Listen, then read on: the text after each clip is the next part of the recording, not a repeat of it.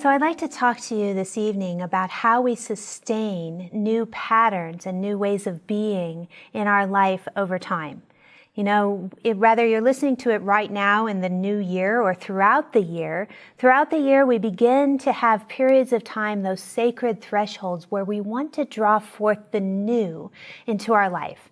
And I don't know if you're like me, but in years past, I've been known when I want to create something new to create these massive vision boards. They're filled with everything really that I want to bring into my life and to create. I fill journals with intentions and affirmations, and I've even been known to maybe purchase a gym membership or a yoga subscription or two. But then after a few weeks, that newness, that excitement of that new me, that new way of being, begins to slowly kind of taper off, begins to lapse. And all of those wonderful reasons why today is not the perfect day to work out or to practice that new way of being begin to kind of find their way back into my experience. The gravitational pull of the old can be so incredibly difficult to push through in our life.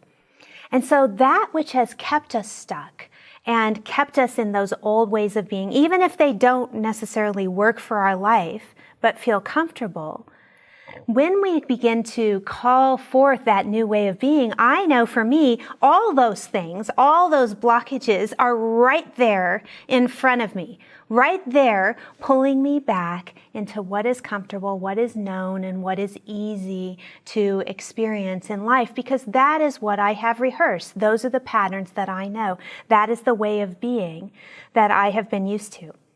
And if we look at the world today too, we can feel largely poised on that edge, that transition between what has been, all those ways, even if they don't work for us, even if they have caused chaos and division, and what we are calling forth, what we know does work, what does work in a world for everyone. And it can feel a little bit like we're inside of a boiling teapot with the lid stuck on, because that which is calling you forward, that new way of being, that life purpose, is really powerful. And all of that power exists in you, but it meets with all that has been.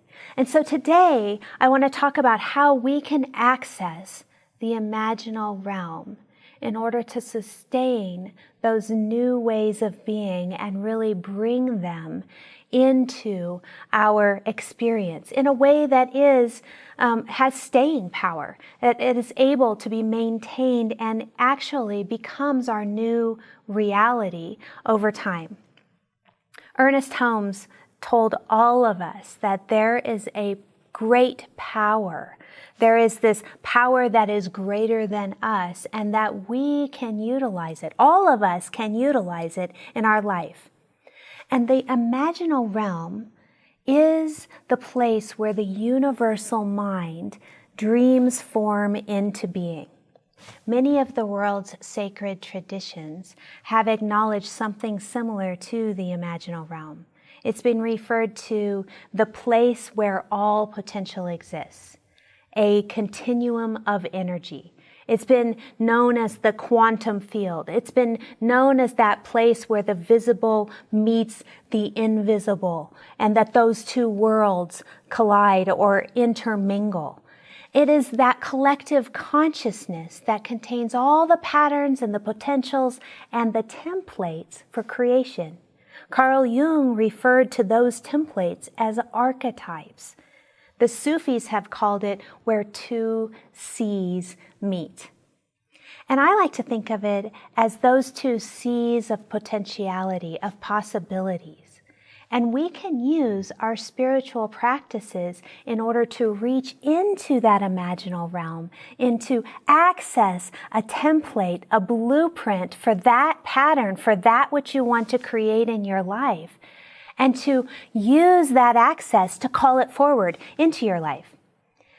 You know, as I was researching and really looking into how we can use the power of our imagination to create our reality, I came across Dr. Becca Tarnas, and she made some astonishing discoveries in her research for her dissertation.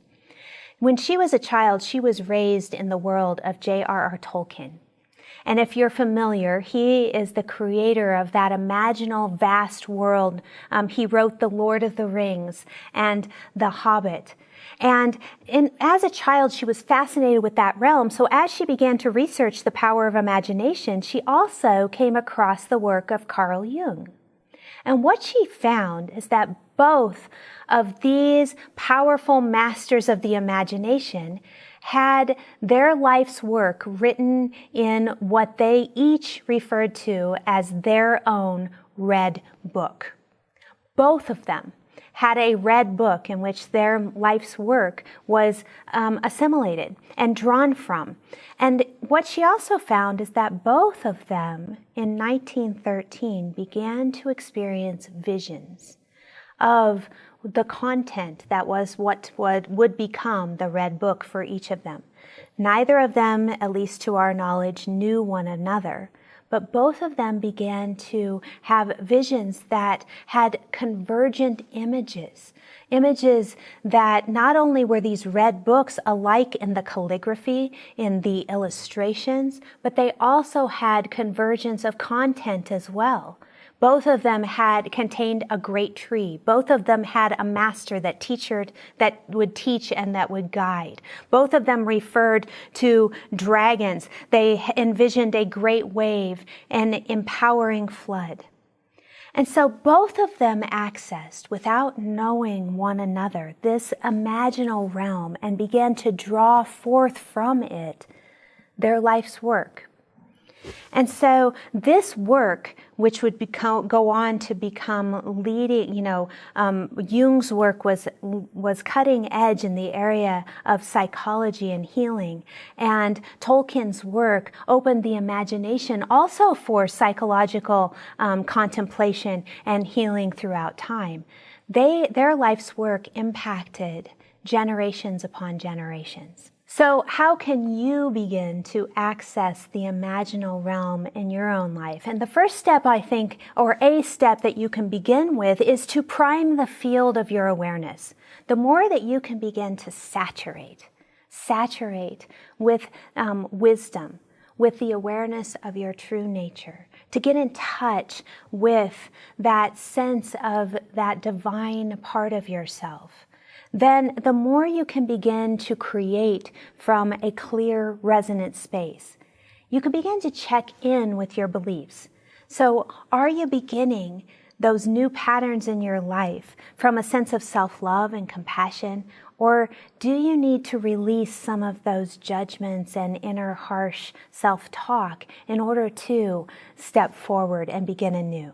Spiritual community is a great way to begin and to keep your thoughts turned away from negativity and to add in a positive perspective. And our classes in the Science of Mind, which are beginning right now and continue throughout the year, are a perfect way to anchor in small group discussions, small group learning, in a way to deepen and to saturate your awareness with that idea that you are a cosmic soul, that you are an original blessing, and that you are here to be a conduit for that radiant light, for that divine presence that wants to express through you. And the second way is that you can begin to identify that archetype, that template or pattern that would best support the realization of those new ways of being that you're calling into your life. So ask yourself, what are the thoughts that support these steps forward in my life? How would someone who has achieved this way of being think or act, behave, communicate? And then begin to move into that grotto of your heart, that internal stillness, that place of refuge within yourself, to access that template, to rehearse that archetype. You know, when I was a new psychologist, I began work in the inner city schools, and nothing in my psychological training prepared me for some of the challenges that I would face in those inner city schools. And I found myself in the beginning days feeling quite overwhelmed, quite baffled as to how I would help children with significant behaviors that were impacting themselves and others, and how I would support families who had so many needs.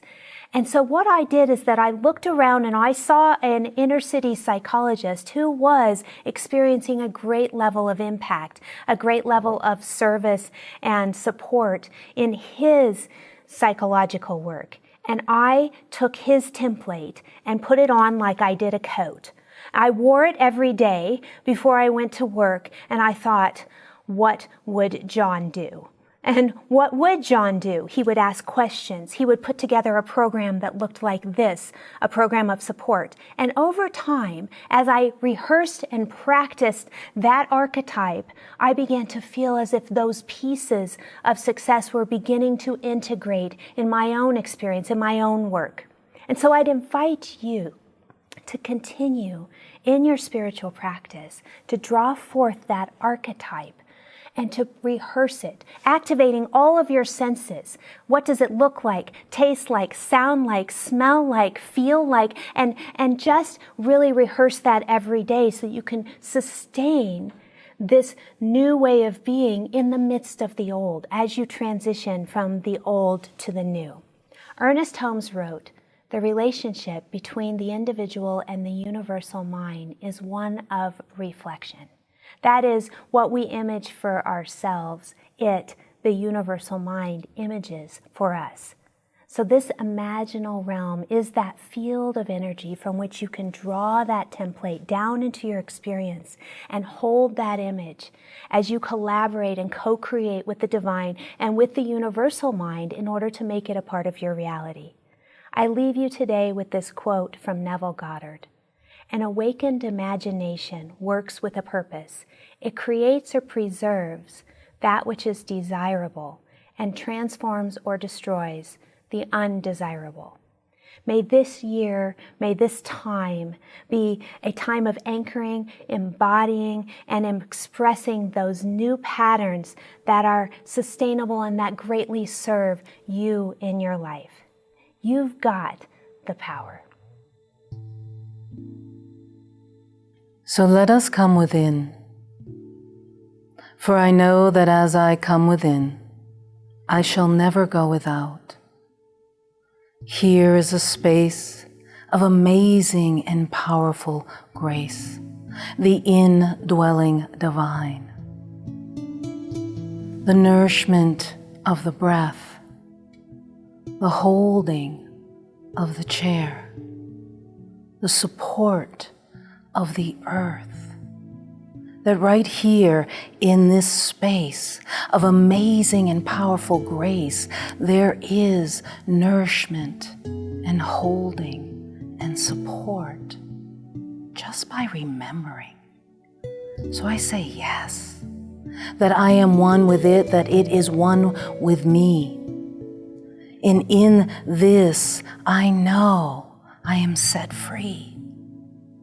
So from this oneness, I name and claim and proclaim the beauty and the bounty of the harvest. That as we turn towards the waning sun, that as we move into this time and this season of abundance and grace, we just say yes. We say yes to all the good that is moving through, as, and for us. We say yes and grant full permission for this truth to be known and shown. That there's no effort, there's no earning. There is simply the allowing and the receiving of all that has come before, that is now ours to reap and harvest in this season of joy. Oh, I'm so grateful. I'm so grateful to be awake, alive, and aware of this powerful presence, and to say yes, to grant it full permission, and to know that in this, it's already done, you see, for we get to release this now. We get to lift up and let go of any hindrances, any places or spaces of bondage or baggage. We release it fully from the limited to the unlimited and lift up to the divine mind, moving it into the law. For I know there it can and shall not return back void. It does and must and is multiplied and magnified.